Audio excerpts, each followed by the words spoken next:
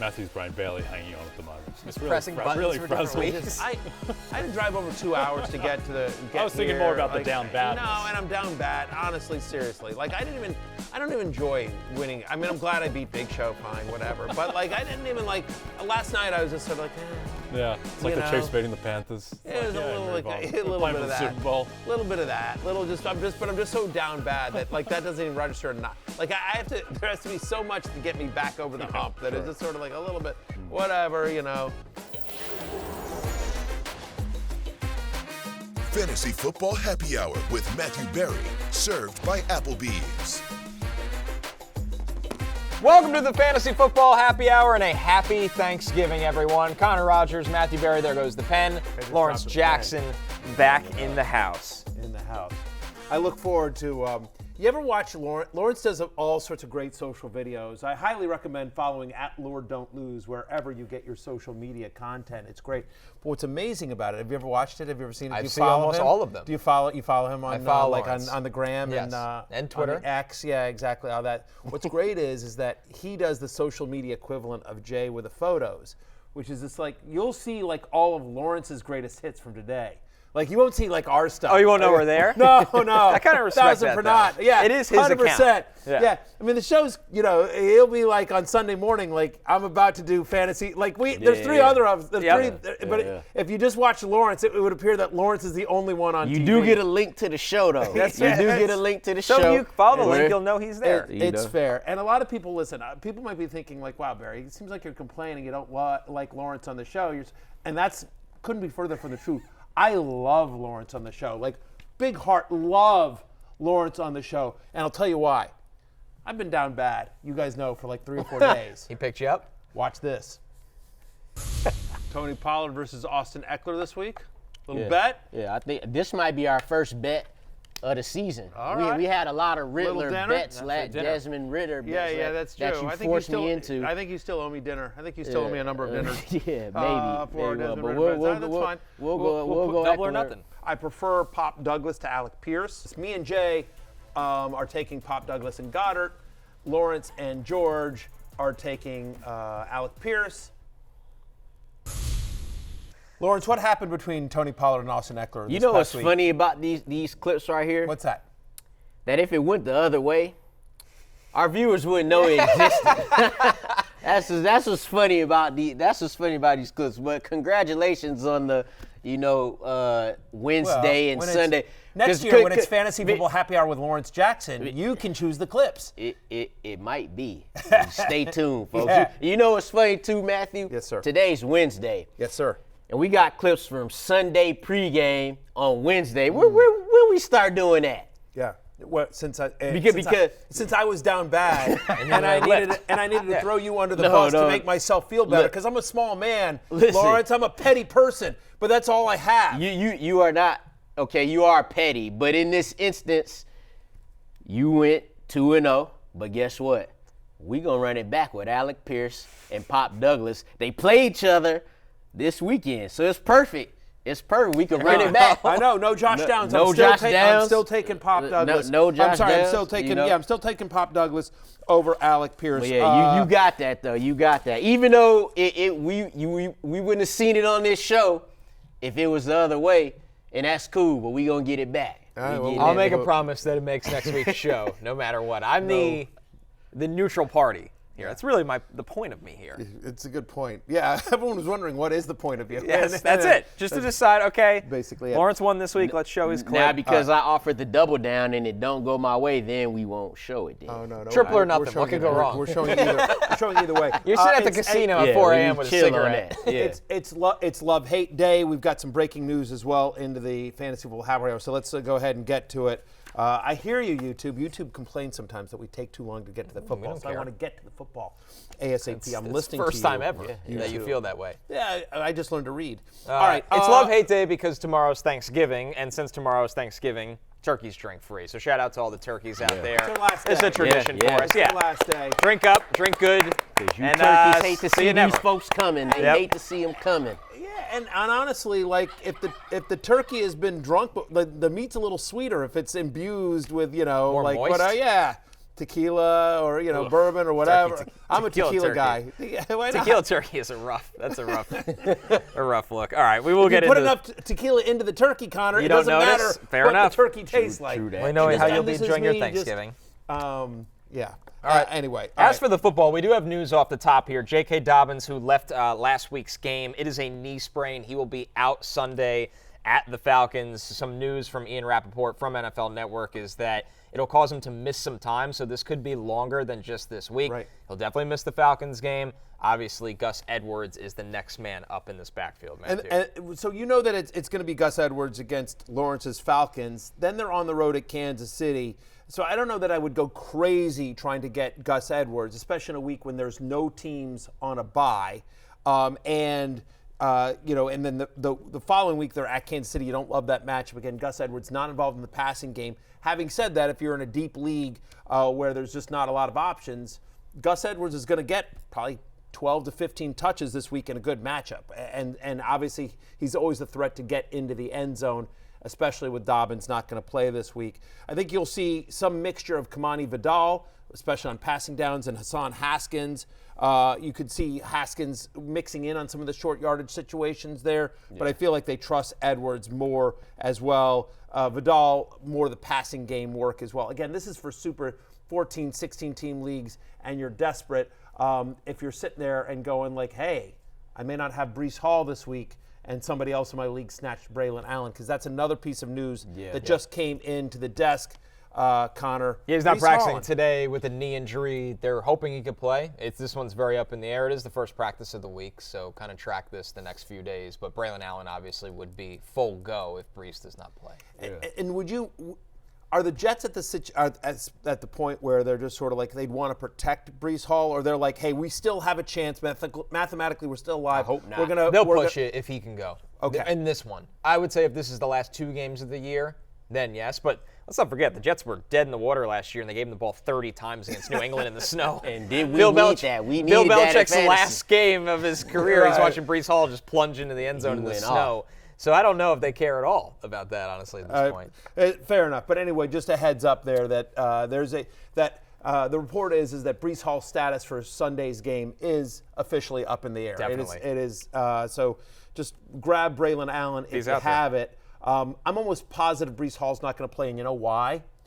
I'm playing producer Damien in our show league, and he's got Braylon Allen. yeah, yep. Of course. So it's just like, and it's going to be neck and neck between us as it is. And now all of a sudden he gets a starting running back just dropped out of the blue. Braylon Allen has been mostly useless all year. Jokes aside, 1000%. you don't love when you come out of a bye week and your running back doesn't practice. Exactly. Because you just had all 'cause that you rest. had the bye week, You would yeah. think you had all the rest time, especially when he finished the game. So we'll keep an eye on this. Quick thing about Dobbins, too. I would actually say look for Justin Herbert to take on a little bit more of the rushing responsibility. Yeah, it's a great He's call. been doing that and has been good at it. It's actually become a big part of his game, and that's the reason why he's playing the best football in his career. So look out for Justin. He just had a rushing touchdown against the Ravens, sir. too. So now he adds that value to your fantasy lineup as well. Let's get into love-hate, and we'll start and continue with the running backs. Before we get into love-hate, there is one last piece of breaking news as well. Danny Dimes has a new address. We were I just saving want it to for the address it real quarterbacks, quick. but it's Like, okay. Besides being a I- neutral party, I'm also a man of the rundown, but it's all right. Sure. I just might as well get it all out of. Sure. Quick. He's You on the wanna- Vikings practice squad. There you go. What else do you want to say here? I It's mean, just this. there is an interesting nugget here from Jordan Schultz that a key factor in Daniel Jones signing with the Vikings was his relationship with head coach Kevin O'Connell, which actually dates back to the pre-draft process. I'm told the two maintained positive communication over the past few days, with KOC believing not only in Jones' talent, but also that Minnesota is the perfect place to reinvigorate his career.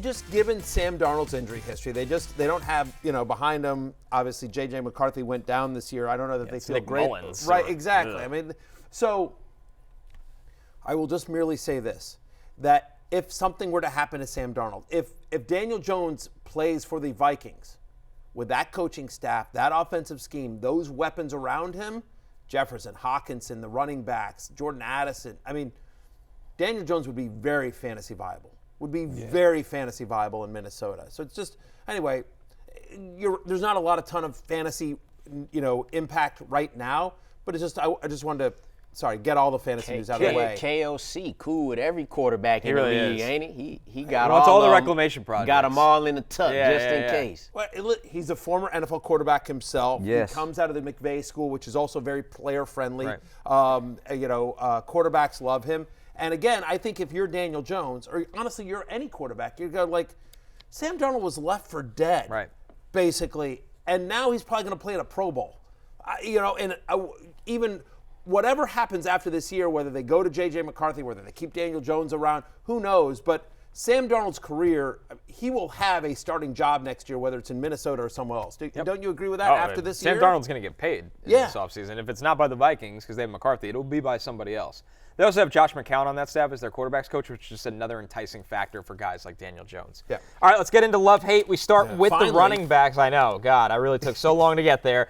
Kyren Williams is who we kick things off with, who has not had the year that we expected in fantasy, and Kyren spoke on the adversity that he's faced and the team has faced this year. I don't think it's anything else besides adversity. Life isn't always peaches and apples, and it ain't always good. Sometimes you got to go through some stuff to get somewhere, and so right now we're in the fire, we're getting defined, and we're just going to continue to keep challenging ourselves each and every week. Did you see that guy in the back with the headphones looking over and says, did you just say peaches and I was apples? going to ask, are you a peaches and apples guy or peaches and cream? I thought he was about to say peaches and cream. Yeah, Of course, I that's the thought phrase. Yes. So literally, like, To be fair, this desk has no right to criticize people messing up phrases. I'm Slap like a grape. Yeah, I'm the master of it. Blow the roof off the doors, as the old. I 06 just owner thought fans about know. the 112 song, Peaches and Cream. That's what I thought about. Sure. And then I was like, why he say apples? It's all about Were you a bigger fan of peaches or cream? definitely the cream. Yeah. I'm the cream. Yeah, fair enough. Yeah. I was always a big fan of peaches. Yeah, I'm a fan of the peaches too. Sure. What do you think about peaches and Herb? With the- Remember the cream. 70s Yeah. 70s group? Peaches Yeah, and Herb. I wasn't around for that one. Yeah, they reunited. It feels so good. Oh, You've heard the okay. song, I promise you. Probably. We've all heard the song. Yeah, exactly. Anyway, today's daily reminder that I'm old. All right. Kyren Williams. Kyren Williams, despite having not the greatest grasp on the English language, as I do not as well, Kyren and I are kindred spirits there. He's got a great matchup. This is what he does have. He has a great matchup against the Saints. New Orleans allows 5.1 yards per carry to running backs this season. That's second most in the NFL, Connor Rodgers. And 6 of the last 7 quarterbacks to face the Saints have scored at least 16 fantasy points. They've also allowed multiple rushing touchdowns to running backs in 4 of their past 6 games. Kyren Williams had sort of been in the touchdown desert for a little while there before getting into the end zone against the Eagles this past Sunday night. So should get back on track against the Saints. He's my number 4 running back this week. So top 5 play for me, Kyren Williams. Yeah, nice to see him catch 5 or 6 targets too, because that's what he did a lot of last year that he hasn't been doing this year. This year, especially for the first half of the season, it was all about him getting the touchdowns. He scored in 6 straight games, and then he just went 3 games without scoring at all. It's nice to see him get back in the end zone, but now that he's getting that receiving work, plus the matchup, you like Kyren Williams this week. Kyren, a top 5 play. Chase Brown, our next guy here, he's a top 12 play, Lawrence, and you brought up the running back touches that Kyren's gotten through the air. That's been the story for Chase Brown, and since Zach Moss has been on IR, Chase Brown has gotten 100% of this team's running back touches. Yeah, that's crazy. And they've mentioned that they want to, try to take a little bit of the load off him, but even if he gets 80% of those touches, that's still a running back one, right? Since Zach Moss has been gone, he's getting 7.5 targets per game for a running back. That's crazy, with 6 catches and 48.5 receiving yards. That's just receiving, right? So you love to see that. He's played at least 80% of the snaps since Zach Moss has been out. They haven't gotten Khalil Herbert going yet, but even if they do, Chase Brown's still going to be their guy. Chase Brown is going to be a borderline first-round fantasy pick next year. If he keeps going the rest of the way that he does and the Bengals don't do anything major in the offseason next year, Chase Brown's going to be like in the, like the 10 to 14 range, I think. Yeah, I don't see how not. Yeah. I mean, just incredible talent and massive volume here as well. By the way, it's not a bad matchup against the Steelers. You see the Steelers on your schedule worth noting that 8 straight games now. 8 straight games, the Steelers have allowed 20 or more fantasy points to running backs in 8 straight games. And you hear me say, well, running backs, Barry. Sure, but that's our point. with the Bengals, it's only Chase Brown. Like, I'm not worried about Khalil Herbert getting 4 carries. If he even gets that, because if he gets 4 carries, that'd be 4 more than he's had since he got there. As you know, as Connor is saying, he's gotten 100% of the Bengals running back touches. And so even if Zach Taylor, Lawrence, as you mentioned, Zach Taylor makes good on his promise to try to lessen his workload, 80%, 85% of this team's workload is still they trust 18, him too 22. Much. Yeah, exactly. Especially with TJ Watt and company coming at you at 1,000%. Chase Brown's a top 12 play for me this week. In Tampa Bay, it looks like it's officially Bucky Irving time. He's coming off a season high in touches. He had 18, scrimmage yards 151, target share 20% here, Matthew. The rookie also has the Panthers on deck. You love that. No team in the NFL has allowed more fantasy points per game to opposing running backs than your Carolina Panthers, Connor. I know you love them. Love me some Panthers. Yeah, keep pounding. But, hey, since week 6, but very, very quietly, Bucky Irving is the 10th best running back in fantasy football. He's had at least 15 fantasy points in 5 or 6 games during this stretch.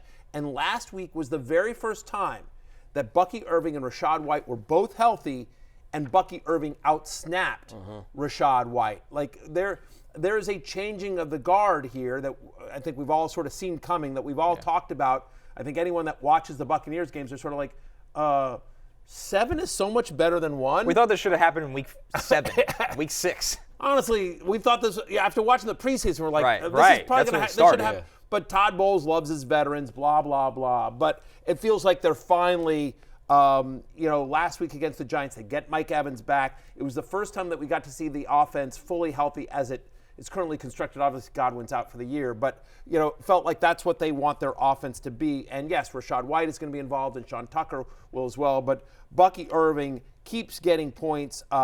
And as good as his game against the Giants was, it could have been even better. He got down at the 1-yard line, very early in the game, and then they brought in Sean Tucker to vulture the touchdown here. So I'm at running back 17 here, and I think Bucky Irving is an every week starter from here on out. Yeah, Kareem Hunt last week was running back 16 against the Panthers, and he didn't even score a touchdown. So he got that production without even scoring. You love what Bucky Irving could do here. You mentioned quickly Rachaad White. He did get 12 carries, the same 12 carries that Bucky Irving got, but Bucky Irving did a lot more with his, and you talked about just seeing it on the field. A 32-yard reception last week and a 56-yard run. Those 2 plays right there just show you what Bucky Irving brings to you in the run game and out of the backfield as a receiver. So, like you said, the rest of the way, he good to go. Some others receiving votes: David Montgomery, Tony Pollard, an absolute favorite of yours right now, Matthew. Yeah. And Rico Dowdle, who has taken over the Dallas backfield. 22 touches for Rico Dowdle last week. Worth noting, the Giants have allowed at least 17 fantasy points to a running back in each of their past 3 games on a short week at home for the Cowboys. Expect Rico Dowdle to get another heavy workload. Tony Pollard, who Lawrence doubted. Lawrence never liked him. But he showed everyone, including Lawrence Jackson, what he can do when he gets a nice workload here. Double-digit target share for Tony Pollard in every game this season, even when Tajay Spears has been active, and we don't know the status of Spears yet for Sunday's game. He was out last Sunday. But even when Spears has been active, he's gotten at least a double-digit target share in every game. He's involved in this passing game, which has started to show some signs of life under Will Levis since he's come back from injury. Over the last 4 weeks, teams that face the Commanders are averaging the 3rd most running back rushes per game. You can run, sadly, against my Commanders. And Dave Montgomery, he's expected to play. He left the game on Sunday banged up. It's obviously the Thursday night game. It's the Thursday game. It's the first one on the Thanksgiving slate against the Bears. Montgomery has said he's going to play. Again, it's not up to the player. It's up to the team. He's one of the toughest players in the NFL, though. Yeah. The expectation here is that Dave Montgomery will play, but it's just something to just note, that he's not 100% healthy. But if he goes, certainly like him a lot against a Bears defense that over the last 4 weeks is allowing the 2nd most rushing yards per game to opposing running backs. By the way, Lawrence, also, they've given up 6 rushing touchdowns in that stretch. That's tied for the 3rd most. When they get in close, it's either Gibbs or Monty. Yeah. I'm not going to say their nicknames. Say what? I'm not going to say their nicknames. It's either Dave Montgomery or I'm with you on Gibbs. that. More likely it'll be Monty. Yes. But Monty is a nickname, though. I know it is, but it's not. But not the nickname, not the Sonic official. and Knuckles. It's not not the Knuckles. official nickname, which is now in the commercial that they just did. They got a commercial Where now. are you on this Sonic and Knuckles thing, Lawrence? You have your daughter's 6, right? She loves Sonic and Knuckles. Matter of fact, I put her on Sonic the Hedgehog. we play the video game, we do all that, right? But that's different than this. So I'm like this. I'm not like you with it, right? But I'm also not like I like Sonic and Knuckles, the Sonic and Knuckles. Right, I just yeah, don't me like it too. I don't like it as a nickname for right. running I'm backs. I ain't about to go out and get a Sonic and Knuckles T-shirt with David Montgomery and Jahmyr Gibbs' face on it. Y'all know me with the shirts. That ain't a shirt I'm gonna have right there. So I mean, you're wearing Whitney today. yeah, I will wear Whitney Houston. I will not wear a shirt with Sonic and Knuckles and David Montgomery and Jahmyr Gibbs. I won't do that. But yes, I'm just like neutral with it. I don't care about it or nothing. But it's like whatever. I think it's a wee bit forced, just a little bit. Thank you. All right. Just You know a little what? bit. Thank you. But Lawrence, I've been trying to figure out what thank you. That's right. just It's like, forced. I feel like it's they trying felt- too hard. Like, I feel like, I don't know, they didn't need a nickname, but it's whatever. Like, they want to, it's fun. like, it don't bother me. Do what you do, man. But Well, we'll continue the running back hate with the actual running backs on the hate list. That's James Conner. For the season, only 3 I running. love David Montgomery. I just hate his nickname. You hate him. like, You hate Jahmyr Gibbs. You hate the Lions. He's You been on should the never preseason. set foot in Detroit. Gibbs and Dave Montgomery have been on the preseason love list each of the last 2 years, right? Like whatever. They've made me look good. God bless them. us three, we don't have no nickname, and we making it we not like reverse Oreo or salt pepper, salt. You know what I'm saying? We. I ain't, like you know, reverse Oreo. we ain't Be careful what you throw out there. It might stick you know. on this show. know. Anyway, You never know. James You never Conner, he tops the hate list here. For the season, only 3 running backs have rushed for more than 51 yards against Brian Flores' Vikings defense. Yeah, they've been allowed double-digit fantasy points to a running back in 4 straight games, Connor. And in fact, during that stretch, they're giving up just 37 rushing yards per game, 2.7 yards per carry to opposing running backs as well. Arizona on the road. The offense just is so inconsistent. It just doesn't seem like it's getting going. They're using Trey Benson a little bit as well. They're not involving James Conner in the passing attack. He's outside my top 20 for the week.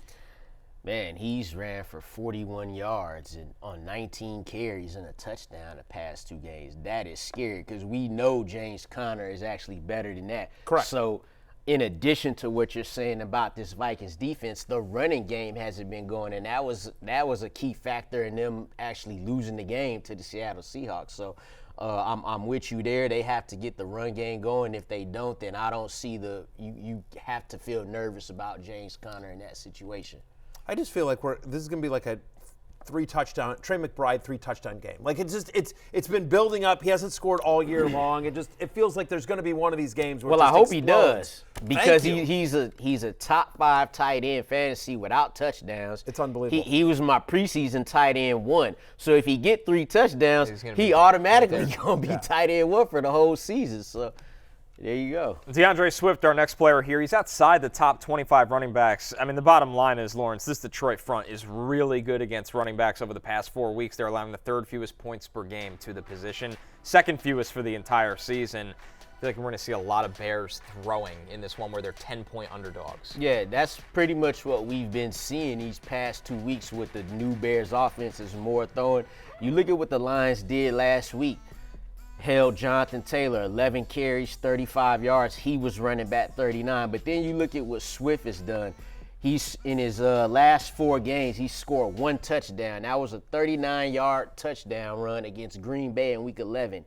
In those 4 games, his next longest run, only 13 yards. So the run game is struggling. Plus, you add to the fact that they're playing against this Lions front, one of the best run defenses in the league. Not saying, sit them because you probably can't afford to do that, but it's gonna be tough against this Lions front. All right, our last guy here, Najee Harris, Matthew. Over the past 4 weeks, the Bengals rank as top 10 in fewest fantasy points and rush yards allowed to running backs. For a long time, they looked like kind of a buffet for running backs, but the Bengals have changed that narrative.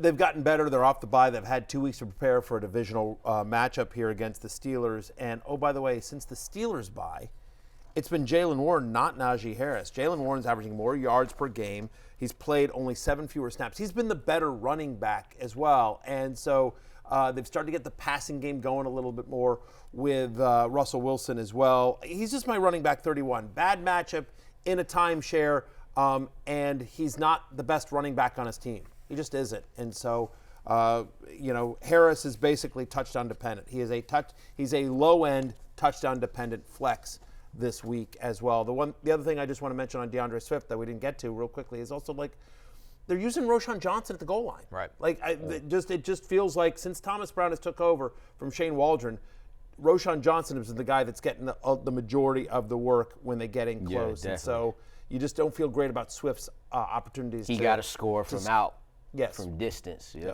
We move over to the pass catchers for love-hate, headlined by Nico Collins on the love list. The top 3 play here, Matthew. Over the past few weeks, Jacksonville, they've been awful against the pass, allowing the most yards per game and the 3rd most points per game to wide receivers. Yeah, they've been awful the past 4 weeks, as you mentioned, Connor. They've been awful for the year. Yeah. For the entire NFL season, no team allows more yards per game and more touchdowns to opposing wide receivers on deep passes than the Jacksonville Jaguars. And obviously, they love to target Nico Collins down the field. Think about the first time these two teams played. Nico Collins went 12 for 151 and a touchdown on 15 targets. So, wheels up for Nico. He's my wide receiver 3 this week. I wonder if by target number 13, they'd be like, damn, we got to stop this dude. I guess not. And it ain't going to happen this time either. It's been a tough year in Jacksonville. Yeah, since Nico's been back, if they didn't take back that long touchdown, he might have be the top receiver in fantasy since his return. He's had 2 called back now. Already. Yeah, Why do the refs hate Nico Collins? Why do you hate Nico? With that, Nico. Yeah, he was still wide receiver 10 last week, so it ain't much to say about Nico going up against the Jaguars. How about this? Nico is Nito. Yeah. There you go. There you go. God bless. Nico is Nito. I came up with that right in my mind. I'm about to just say, like where'd that. you No, man? just off Where'd the you top of get my it? head. Hating on Sonic and Knuckles, but sticking the landing with that one. Yeah, there you go. Look, it's week 13. You get the jokes you get. I'm not apologizing for anything. I'm going to not take Sonic apologizing and for Knuckles. anything. We've learned that throughout it's this in the show. middle of the year. You get the jokes you get. Say that's a week 13 joke right there. Yeah. Week 13. Vacation starts, we got a couple of days off here in about 20 minutes. Who has a couple days off? I do. Yeah. There you go. I do. I have Thursday and Friday off for once in my godforsaken life. You'll be refreshed on Monday. Yeah. Well, I mean, listen, we have 30 people coming over. I was going to say, I wouldn't call that a day off. No, it's not a. That's just a different form of work. It's not a day off. The best part about my job is that I will be able to escape. And hey, do me a favor, producer Adam. Just do me a favor. Cut this part out of the show. I'm just telling these guys here because I don't want my family to see this. But the truth is, what I get to do on Thanksgiving, honey, it's the job. I know this trick. Honey, I'm going to be on national TV talking about these games. I have to watch them. I can't. I gave out a parlay. I got a parlay to give out, right? Exactly. I got to make my bets come in. I got to talk about the fantasy impact of this stuff. I can't sit there and entertain your uncle. It is what it is. No, you're not serving the You cranberry have no sauce. clue how happy I was when I finally got to the point where I was able to use that. Yeah. Oh, it's life-changing. When football is actually your job? It works wonders. It works wonders. Not just a hobby? Yeah. Right. All right. Exactly. We'll keep the love list going. George Pickens, wide receiver 10 for Matthew this week, Lawrence, against the Bengals here, who have allowed 18-plus fantasy points to wide receivers in 5 straight games. We talked about how much better their run defense has been. It has not been the case for their pass defense. Yeah, look, wide receiver 45 last week, but that was in the snow. Game was looking crazy. The weeks prior to that, He's fighting everyone. Yeah, he do that every game. He was wide receiver 15 in weeks 8 through 11, and that's only getting 2 touchdowns in that span. George Pickens has a 30-yard reception in 7 of his last 8 games. You know what that tells you? Hey, we're getting at least one big play out of George Pickens. Once he's going to get an end zone target, Russ is going to throw the ball up to him. And now they're playing against the Cincinnati Bengals defense. This is why you love this. Since Russell Wilson became the starter, George Pickens has a 29% target share. A 29% target share. And why do I bring up the target share? Because of this stat. This specific stat. In 5 straight games, the Cincinnati Bengals have allowed at least one wide receiver they face to score at least 18 fantasy points. If you tell me, hey, somebody on the Steelers, a wide receiver of the Steelers is scoring 18 fantasy points, which one isn't? It's likely the guy getting an almost 30% target share from Russell Wilson's George Pickens as a top 10 play for me this week. How about this stat for you, Matthew? Courtland Sutton is next up on our list. Since Week 8, he leads the NFL in receiving yards. Oh, yeah. I mean, that might be stat of the year. He's the third best wide receiver in fantasy over that stretch. He's averaging over 20 fantasy points per game. Bo Nix has gone, so has Courtland Sutton. Sutton has at least a 25% target share and 70 receiving yards in all 5 games since Week 8. By the way, this matchup with Cleveland, not that scary. Since Week 8, Browns allow the 4th most yards per game to opposing wide receivers, Lawrence. If you get it somewhere near Courtland Sutton, he comes down with it. He is very consistent. Look, if he's not scoring, cool. The last 3 games he didn't score a touchdown. He averaged 7 catches and 100 yards. So if he doesn't do that, he's going to get you a touchdown. Has become super consistent with Bo Nix. They have a rapport now. You love to see it. It's a big part of why Bo Nix is able to have the success he's having. If you were to rank the top 10 catches of the last 2 years, Courtland Sutton has 5 of them. Yeah, he definitely is up there. I mean, he's just one of those guys that, again, one of them was this past game. Yeah, I mean, his hands are just unbelievable. And I don't know if it's because he's played in Denver and they just haven't been good recently and they're only starting now. And even still, he's still in a division with Patrick Mahomes and, right. And Justin Herbert and Jim Harbaugh. So there's big personalities in that, and Travis Kelce. There's big personalities in that division, but I just feel like he's always underrated just as a pure NFL wide receiver. He is underrated, underappreciated, underutilized the first couple weeks of the year. Yeah. But that's changed, and he's been phenomenal, especially in fantasy. Our tight end on the list here, Lawrence, is Jonnu Smith. He's got at least a 22% target share in 3 of his past 4 games. I mean, who would have thought before the season that this guy would be probably outproducing Jalen Waddle in the Miami offense? He damn near they leading receiver in yards. Who hasn't outproduced Jalen? Until last week, it was really that point. Since Tua's been the quarterback, they haven't had the tight end be an important part of the offense. Now that it is, it's kind of opened up the offense in a different way. People don't know. Jonnu Smith is tight end 6 throughout the whole season in fantasy points per game. Since Tua's return, he's tight end 4. He'd be tight end 3 if Taysom Hill didn't have that one big blowout game. 43 points. Yeah, so basically he's a top 3 tight end in fantasy right now, and he's doing it consistently. He's getting the targets. Yeah. It's not just one big game that he had. They're looking for him. He's catching and running. They're scheming him up. So, yeah, gotta love Jonnu Smith, not only for this week, but for the rest of the season. It's a nice matchup specifically against Green Bay because Packers allow the 3rd highest catch rate to tight ends so far this year. And Jonnu Smith, in 3 of the past 4 games, has a 22% target share. Tight ends that see at least 20% target share against Green Bay, averaging over 16 fantasy points per game. I think the Packers will make a point of trying to take Tyreek Hill out of it. They'll take their chances with Jalen Waddle. I get it. Jalen Waddle had a big game last week. I'm not ready to fully buy in on Jalen Waddle. I think that Mike McDaniel's actually going to try to run the ball quite a bit. I think it's going to be a big Devon Achane game on Thursday night. Game is right here on NBC and Peacock. Of course, I'm a company man. But I just feel like given the struggles of Miami on the road, cold weather, late November, December, January, under his leadership since he's become the coach, then I'm just like, hey, we're going to Lambeau. Let's just try to run the ball, take pressure off of Tua. And so then when they do throw, I think you're looking at some short stuff, try to get yards after the catch. That's what they really been doing, though. It's been the offense is different now. Yes, it's a real like Tua just point guard. You know what I'm saying? And it's working. There's no pressure for him to launch a deep ball to Tyreek. It worked back then, but it wasn't a better offense then. Is now that they got the run game going, like you said, I think they will lean on the run game and short passing versus the Packers. Yeah, I mean, also, by the way, over the last month, Packers 19th against the run, they're 4th against the pass. It'll be very interesting to see this game, specifically because, by the way, yes, the offense has gotten better. It's more controlled. It's more, to your point about Tua just sort of being a point guard and kind of distributing. They've beaten the Raiders, the Rams, what are the other team that they beat that wasn't any good? The Patriots. Yeah. The Patriots. They blowing them out. I get it. You got to play who you play. You play who you play, right. and they've done what it's you a big want test. to do. This game's a huge test. This is a big test. Are they for real, or is it just like on the road against a good team with the whole Dolphins weather narrative in play? Correct. So they could shut a lot of people up. Yeah. Some others receiving votes: Calvin Ridley, Jakobi Meyers, DJ Moore, Khalil Shakir, Cade Otton, and Tucker Kraft. Matthew. Look, since DeAndre Hopkins has been traded, Ridley is 6th in the NFL in receiving yards per game. Washington gives up a ton of touchdowns on deep passes. Jakobi Meyers, look, he's just getting a ton of targets. It's him and Brock Bowers in that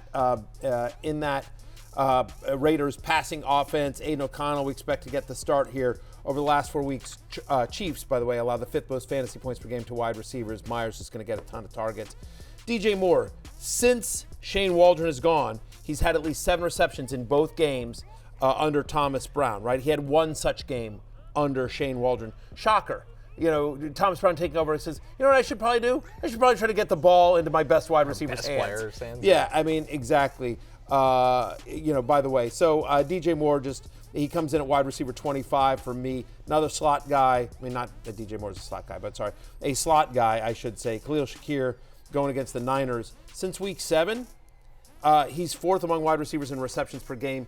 He's had at least 6 receptions in all 5 games he's played since that stretch. Lawrence, a couple of tight ends I like. Cade Otton and Tucker Kraft. Yeah. All right, guys, let's move over to the hate Panthers list. have allowed the most touchdowns to tight ends this season, by the way. So Cade Otton is like a top 10 tight end for me. As he's been.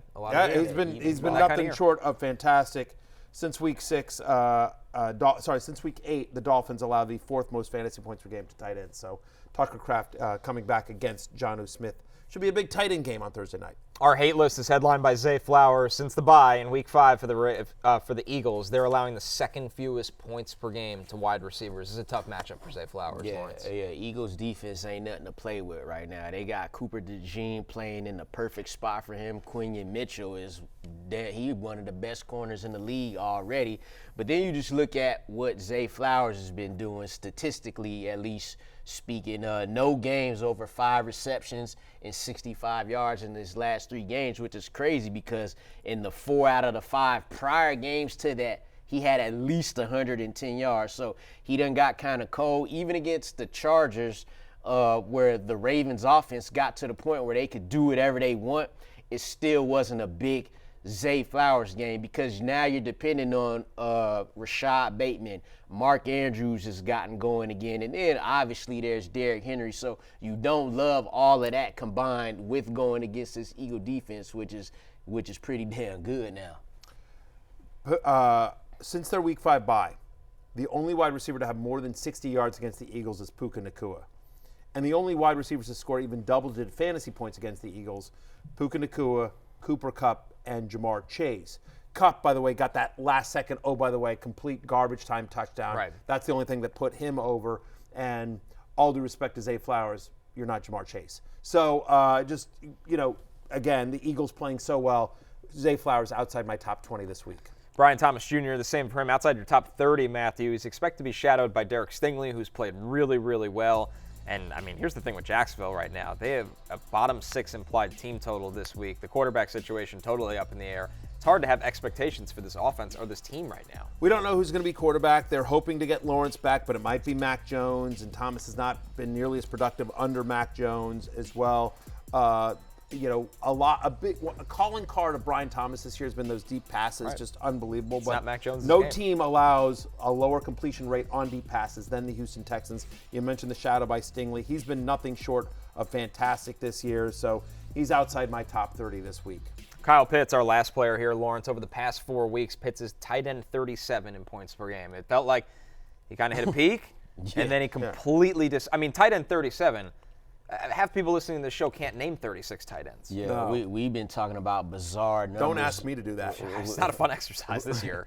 We've been talking about bizarre stats this whole episode, right? Well, here's another one. He's got 75 receiving yards in his last 3 games, right?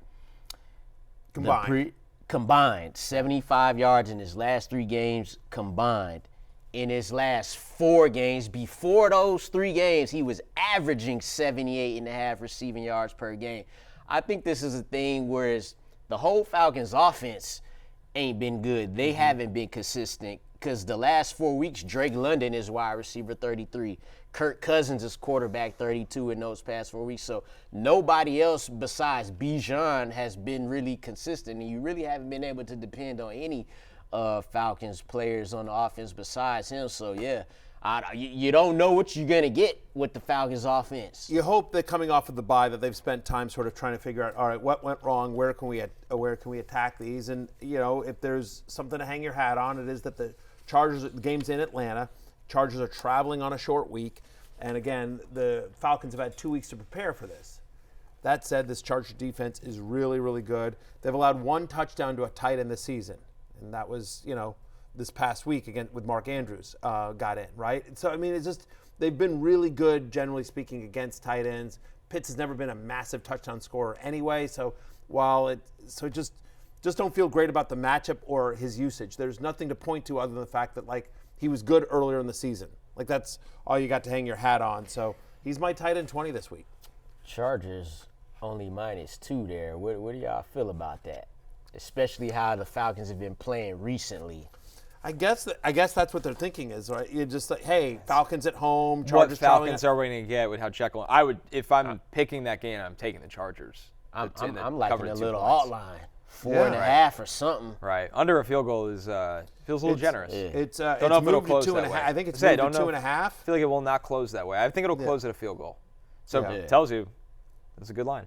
Yeah. The National Dog Show presented by Purina features the top dogs in the country competing for Best in Show. Watch on Thanksgiving at 12 p.m. Eastern, right after the parade on NBC and Peacock. Just ahead, where does Patrick Mahomes land on Matthew's quarterback love-hate list this week? The answer's coming right up after this.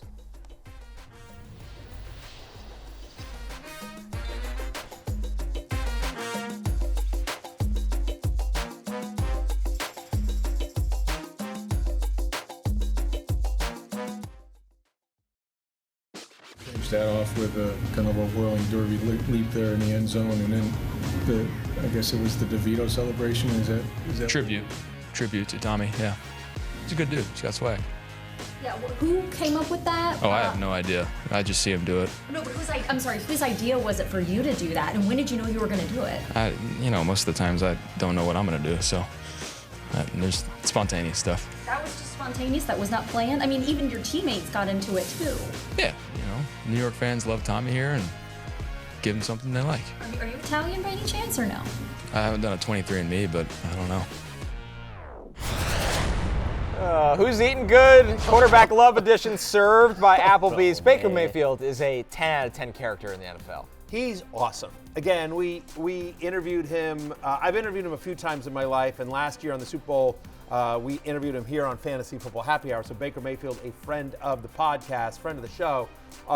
You wouldn't know this if you looked at Jay Croucher's Instagram, or because he's got a picture of him and Baker with half my face. You were there though. Of course. This year we're gonna have the guest next to me. Well, a side story to that interview is me and Jay were going to grab lunch because you have 30 seconds in between things. Right. Jay gets a call because we were rotating interviews. Jay runs back. Baker Mayfield so graciously waited for Jay. Well, yeah, here's the thing. The truth is that Baker was supposed to go and just be on Pro Football Talk.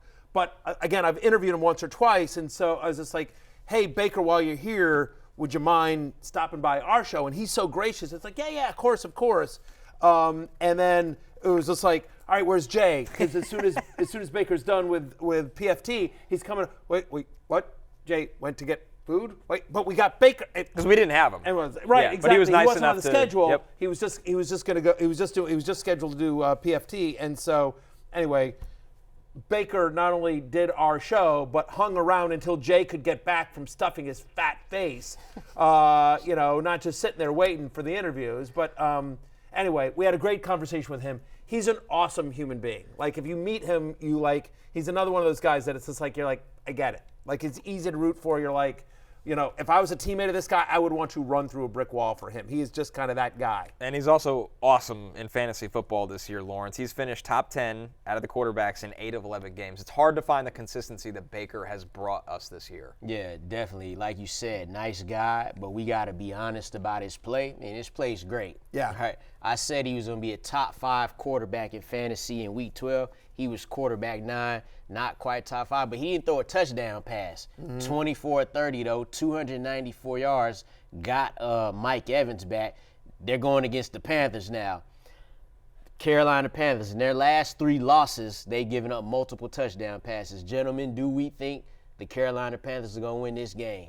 No. We do not. Then Baker Mayfield going to throw for multiple touchdown passes. So look for him to be have another week of being a top 10 fantasy QB. No team is lower in pressure rate this year than the Carolina Panthers. They're 32nd in the NFL. Going to be a clean pocket for Baker to just pick them apart. He's my QB6 this week. That's the only concern is they get it big enough that. By then he'll be done did the damage already though. Anyway, we love Baker. Patrick Mahomes also a top 10 player this week. Going back to week 5, the Raiders have allowed 18-plus points to a quarterback in 6 of their last 7 games. We talk about how consistent Baker is. The Raiders' defense is so consistent in the production they allow quarterbacks to have, Matthew. Yeah, 6 of their last 7 games, they've given up at least 18 fantasy points to a quarterback, as you mentioned. The Raiders allow touchdown passes at the highest rate in the NFL over the last 4 weeks as well. And what's great is that, it used to be coming into the season, Patrick Mahomes is on your love list? Yeah, well, no, duh. And then Patrick Mahomes was so brutal that you're like, I can't put him on the love list. He's dropped in a couple weeks. Yeah, but the last couple of weeks, he has suddenly started to become, that's Patrick Mahomes again as well. So I'm as a top 10 play this week. Good matchup. He's had multiple touchdown passes now in a couple of games. He's starting to look like Patrick Mahomes, and this Chiefs offense is starting to find itself in terms of the passing rhythm as well. Chance they get Isaiah Pacheco back this week as well. Yeah, remember when he had like 6 touchdown passes, 9 picks, and everybody's like, oh no. Well, now that ratio's changed now. Look, being quarterback 8 in fantasy weeks 8 through 12, that's a nice little stretch right there. In that span, 12 touchdown passes, only 3 interceptions. So what happened earlier in the season, it does not matter anymore. Like now you get a matchup versus the Raiders. This is what the Chiefs do. Now they're starting to turn it up. At the end of the season, it's the same thing they did last year. We had worries about them in this offense. Well, they're still 10-1, and here we go. Yep. 2 others receiving votes that just sneak into the top 12 here. C.J. Stroud, Matthew, at QB 11, he's got Jacksonville. Matthew Stafford, he's got the Saints at QB 12. Yeah, 7 of the last 9 quarterbacks to face the Jags have scored at least 20 fantasy points. Stroud has only one 20-point game this season, and it came against Jacksonville in Week 4. Meanwhile, Stafford, not the best game against Philadelphia. He should find the sledding much easier on the road at the Saints, as New Orleans is a bottom 3 pass defense on the year. And 5 of the last 7 quarterbacks to face New Orleans have thrown for at least 275 yards. This is a big game for the Rams. They need to win this to keep their season alive and keep pace in that slow-rolling NFC West. The hate list led by Jordan Love since Week 5, Lawrence. He's only finished as a top 12 quarterback 3 times after such a promising start to the season. And then obviously the injury that he came back from. And he also has another tough matchup this week against the Dolphins defense, which that secondary has a lot of talent. Yeah, well, one thing for certain, 2 things for sure. Jordan Love going to throw you that interception. Matter of fact, Week 12 was the first game this season in which he did not throw an interception. And now we're talking about going to be against the Miami Dolphins defense that's top 5 in terms of allowing the fewest fantasy points per games to quarterbacks. Now, you talked earlier, Matthew, about who the Dolphins have played, and that is true. There's merit to that. They also held Stafford to 0 touchdowns, 1 interception. While Drake May is a rookie, he's played decently. He's been solid. 1 touchdown for him, a pick, and a lost fumble for Drake May against this Dolphins defense. So the game, this will be a good little game right here, but I expect the Dolphins defense to get after it too, regardless of what Jordan Love has done. Only 3 quarterbacks this year have scored even 17 fantasy points against the Dolphins, to your point, Lawrence. And the line in this game is 47. Give me the under.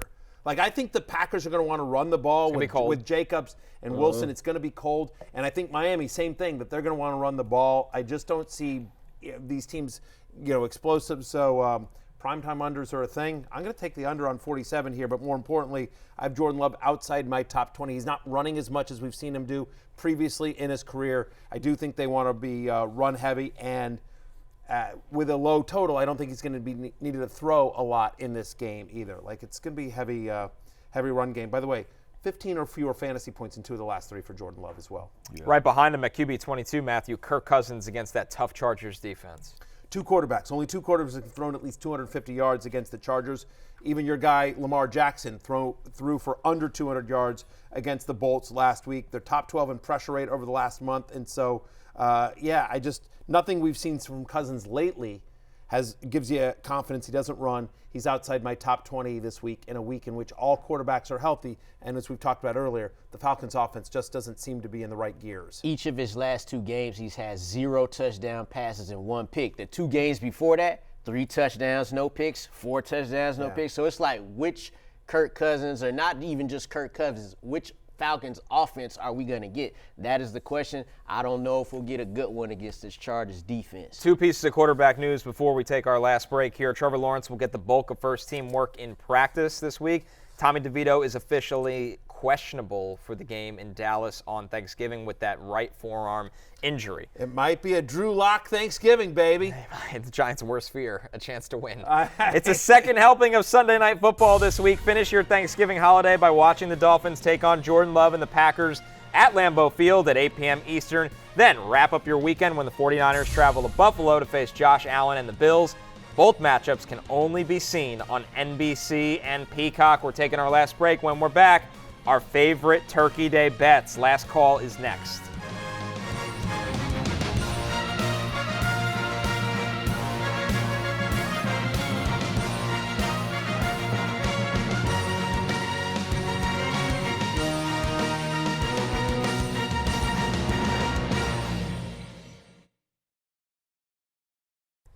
DraftKings Sportsbook is the #1 place to bet touchdowns, and new customers can bet $5 to get $150 in bonus bets if your bet wins. Download the app and use promo code Barry when you sign up. DraftKings Sportsbook, the crown is yours. The crown is yours. The crown is yours. Beautiful, fellas. Last call, our favorite Thanksgiving bets as we show the lines and totals here. Lawrence, what are you on? Going Miami to win the game. Plus 145. Since Tua's return, 11 touchdown passes, 1 interception. They lost on last-second field goals to the Cardinals, the Bills. Then they smoked everybody else after that. I think the Dolphins all around are actually playing maybe better football than the Packers. Their offense is more in control of itself. I like the Dolphins to go kill that narrative like Tua said they need to do. What about you, Matthew? Very quickly, I kind of like the under on 48 for the Sunday night game, and I like the over on 37 of the Giants-Cowboys game. I could see a defensive touchdown or 2 in that game. But in terms of what I'm actually, my bet here, I'm taking Cooper Rush over 205.5 passing yards. Look, he's had 247 passing yards at least in 2 of the 3 starts. He had the disastrous start against against the Eagles, but the last 2 have been great. New York has allowed a quarterback to go over this number in 8 of 11 games this year. I've hit a brutal cold stretch, fellas, so shooters keep shooting. I got 3 Thanksgiving bets for you. Caleb Williams over 33.5 pass attempts. Jonnu Smith, love list, over 44.5 receiving yards. That line has moved 5 yards. It was at 39.5 when it opened. If Tommy DeVito starts, and only if Tommy DeVito starts, I like Cowboys covering 3.5 points. Fair enough. By the way, how about Malik Neighbors getting a reception on the first drive? Plus money. Plus money. Oh, take that. Take that. Hey, for Lawrence and Connor, I'm Matthew. Happy Thanksgiving. No show Thursday or Friday. We'll see you Monday. Peace out. Well, Sunday, for pregame. We'll be there too. Happy Thanksgiving.